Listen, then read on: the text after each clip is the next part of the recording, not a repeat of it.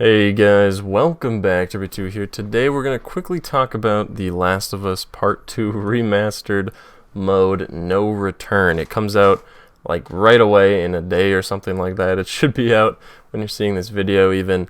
And this is mainly just going into what you can expect from No Return, because I think people are really sleeping on it and they don't really understand how big of a deal it is. And the fact that you can get it for only $10 is kind of insane, in my opinion. So if you don't know, people who already own The Last of Us Part 2 on the PS4, you can upgrade to The Last of Us Part 2 Remastered for only $10 on the store. That's 10 American, so like 15 for me or something like that here in Canada, but a very good deal, I would say, for what is basically an entirely fleshed out roguelike mode for The Last of Us Part 2. So all The Last of Us Part 2 gameplay that you love, the combat that really is the meat of that, gameplay in The Last of Us, that honestly you don't get enough combat because you have to go through like story if you're doing like New Game Plus or something.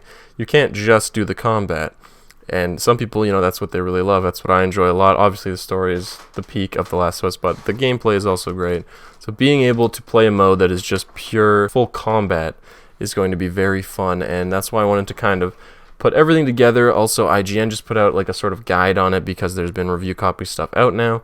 So they have sort of a little thing that gives a lot more information that we're going to go over that, as well as stuff that I've gathered just in the last like couple weeks that they've been promoting it and teasing it and stuff like that. This is supposed to be like the full aggregate of The Last of Us Part 2 Remastered, No Return. So The Last of Us No Return roguelike mode. I don't really have gameplay or anything to put up on it. I'll put up like some clips and stuff like that for the ADHD people out there, but there's no real gameplay of it yet because it's not out yet, right? So it's just these little short teasers and the quality's not very good, but these are all we have right now for promo videos and stuff like that. But if you don't know just off rip what a roguelike is, if that's a new concept to you, it means just like a run-based game where you sort of start from scratch every time. There are upgrades that you can gather to like increase your character in some types of roguelikes, this one included. But in general, you start from scratch each run. You can switch between different characters. You try and go through a series of encounters, combat encounters, to get to like a boss, and that would be one run. Within No Return, it is just one boss in a run, and then you do a new run. And we're going to go through everything on how it works, but there's many different bosses, there's many different types of encounters and combat encounters that you can do in a run, because I believe you do 5 combat encounters in one run. But let's just take a look at the IGN guide on it, and then we'll also sprinkle in the stuff that I've gathered along the way. So this IGN guide on it is pretty long. We're going to try and just skim through it as best we can. I'll give you guys the bullet points, the important information. Right off the bat, it is 5 combat encounters, and then that will end with a boss fight. Now, the way it's been explained to me is that there are 6 different bosses, and once you've beat all of them and you've beat the game, you've completed No Return, then every time you start a new run, it will be a random boss at the end every time. But otherwise, when you initially play, there will be like a first boss, then a second boss. On your second run, you always get that boss. When you beat them, on your third run, you always get the third boss, and eventually get to the end. The Rat King is included, so you can actually fight the Rat King with Joel or Ellie. That's right, you can actually play as Joel in The Last of Us Part 2. So No Return really is meant to be its own full game mode, almost like its own game. That's why I'm saying the value really is there if you're just buying the upgrade. It's basically an entire roguelike game on its own. Obviously, it's going to be like a trimmed down version. We're not getting anything as massive as like Hades or something like that. But a trimmed down version, maybe akin to the God of War one that just came out. There are 4 different modes of the encounters that we know about so far. Assault, where you're just fighting waves of groups of enemies. Capture, where after you've done at least 7 runs, you unlock Capture, which is where you have a group of enemies guarding something and you have to go there and, kill the enemies and steal from the safe. Capture, as you would say. Hunted mode is off the bat. You'll have that. You must survive against continuous enemy enforcements until the time runs out. So kind of like Wave, but it's just time-based. They will just keep coming towards you. Whereas in Wave, you can take your time, stealth around, crawl around, and just pick off the people, and then a new wave, etc. And then Holdout is unlocked after playing 5 runs, which is where you're actually with an ally. So it could be, Joel and Ellie together, and then a full swarm will come, and if your ally dies, you also lose, or if you die, you lose. So that's going to be fun. There are also custom and daily runs, they've said. So there are seeds to all your runs, like there would be in, you know, survival games or something like that, where you can do a random run every time, and if you like know a seed or a run like set of encounters that you like, you can then do that specific run repeatedly if you'd like, do like a custom run, make things easier, harder on yourself, stuff like that. But you can't complete challenges in the custom runs. Now with that, we can quickly touch on the fact that this mode, while being kind of just there to be its own little thing for fun, does have like progression and a sort of metagame and stuff like that. There's stuff that branches over between runs, and playing it unlocks skins. There's been this video that is pretty recent that has a lot of different skins shown off for Ellie, and I think some for Abby as well. And now these skins you can actually use in the entirety of the whole game. Like the main game, you can put on these skins at any point. So you could wear, you know, Astronaut Ellie during the whole story of The Last of Us Part 2 if you wanted to. And some of these you can only unlock from No Return. Now you can wear them in No Return as well, vice versa. Just anytime you're playing as one of these characters, you can wear these skins. And in No Return, you know, like winning a run with Ellie or beating whatever with Ellie, survive this many waves with Ellie, you'll get a certain skin, and then you can wear that in No Return or in the main game or wherever you would like. So that aspect of it is pretty cool. And also challenges have been shown that like playing as Ellie is how you unlock Dina, and then each character has their own traits and abilities as well on top of that.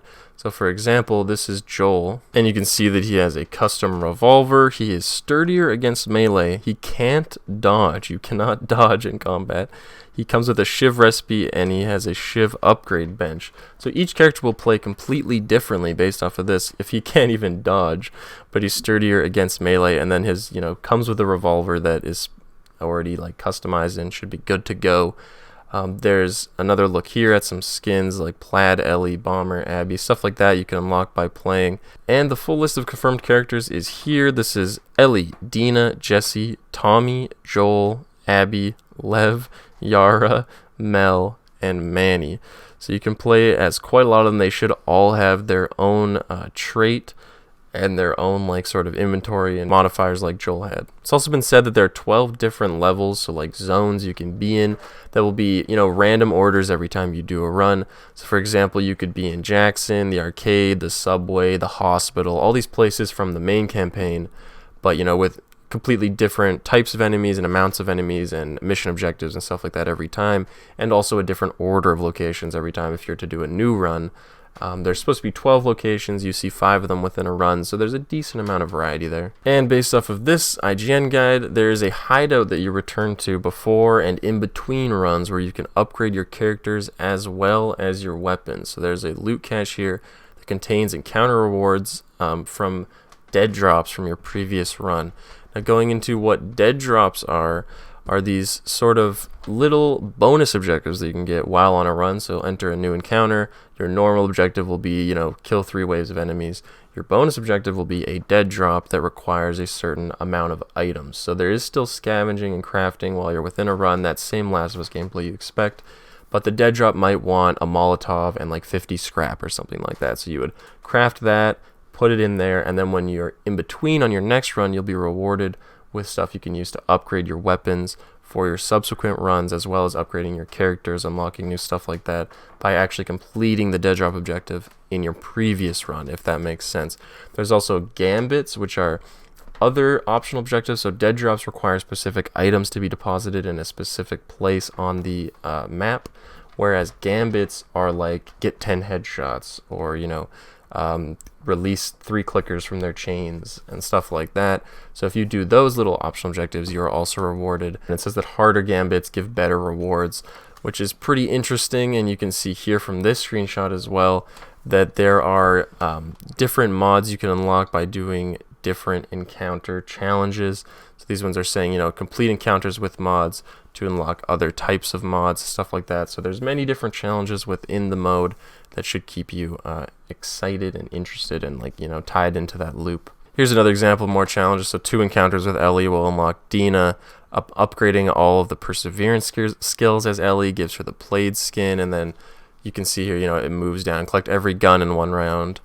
In one run, and you can get a skin set for Ellie, stuff like that. It says that to encourage replayability, they feature several sets of unique challenges that can unlock entirely new bosses, characters, character and weapon skins, enemies, features and game modes, gambit challenges, and mods. So like I said earlier, some of the encounters are locked behind challenges, and that's pretty much everything we know. So like I said, a small price to upgrade if you already have The Last of Us Part 2 up to Part 2 Remastered. It'll be fully upped with all the PlayStation 5 features, like, you know, the DualSense stuff for the bow and stuff like that, which is interesting, and probably for Melee, as well as like haptic feedback and whatever else. But also, you know, a slight graphical upgrade that really no one can see, but in some instances.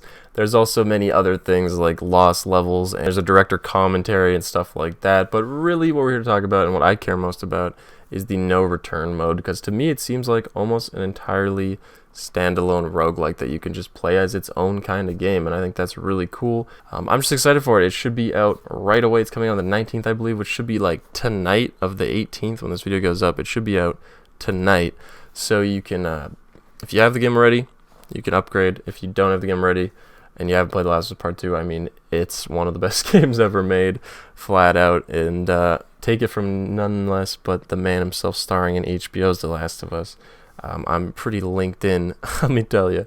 The Last of Us, if you haven't played it, you're missing out. And if you're not excited for no return mode, or you weren't, hopefully you are now. Hopefully you've learned more about it, and you'll check it out, because they just did the God of War one for free, and Valhalla, and that was extremely good. It's cool to see them branching into these other, you know, almost like mini games. Like, you have the other already full game, and now they just give you this like little roguelike twist on the game. You still have the same combat and mechanics and characters you love, and now you've got this like almost new game that you can play, because of course they did cancel The Last of Us multiplayer, sadly, but at least we got the roguelike, I suppose. It would be cool if this had co-op or multiplayer, stuff like that, but even now, as it is, as a standalone, seems pretty exciting. And even if you can rip through it in like, you know, 3 or 4 hours for $10, that's a pretty good deal for me, and it does seem like a pretty cool little game. So there's going to be more content of it on the channel. If you want to subscribe, leave a like if you enjoyed, comment down below what you think, if you're excited for No Return, or even like the whole remastered itself. They've remastered it 100 times now,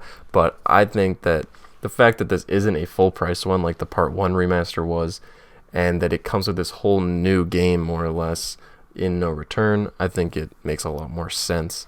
And all the sort of like backlash about it, people aren't really getting, I guess, the fact that like, hey, it's basically nothing like money wise, and you're getting decent value with No Return, as well as a remastered version of Part 2, and it's right there on your PS5 natively. So I mean, why wouldn't you? That's about it. Thank you guys for watching. Appreciate it. I'll see you in the next one. Bye. Definitely subscribe. There will be some No Return gameplay going up on the channel right away here once I get my hands on it. We'll do some little bit of runs. I'll have to remember how to play The Last of Us.